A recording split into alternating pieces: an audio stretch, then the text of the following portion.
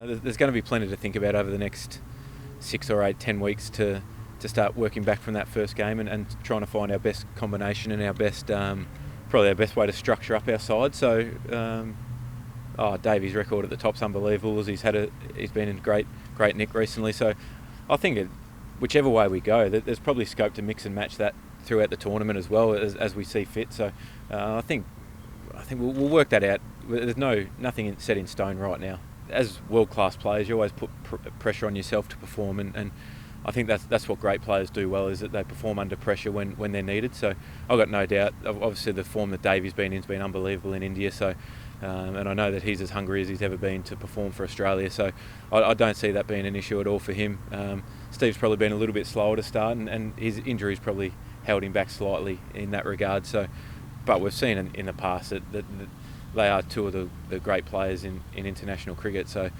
I've got no doubts that they'll be up and going and firing. From as far as I'm concerned, they've done everything that they've been asked to in this last 12 months. And when we saw them in Dubai, they were fantastic. They were very good around the group and are continuing to do everything they can that's in the best interest of the side. And that's a real key. And I think that knowing them both personally as well as I do, I don't think that will be any kind of issue whatsoever. They're both great guys, and I can't see there being any kind of issues.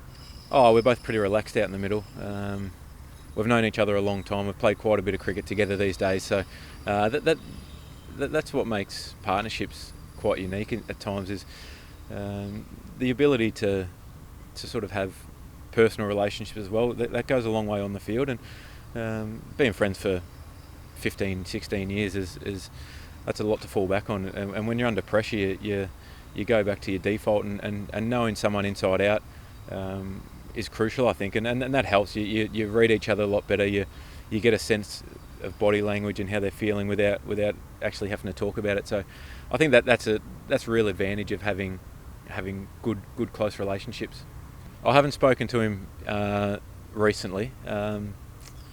But yeah, I think he's tracking really well for the Australia A series, which is a bit later, or maybe not later, but the build-ups probably starts a little bit later, so it'll give him a bit more time to start to get his body and build up particularly for the Ashes. I think he was well and truly in contention, no doubt, for this squad, and it'll just come down to he hasn't bowled a huge amount at all. So and to go in with a few guys in that situation would be really tough on them.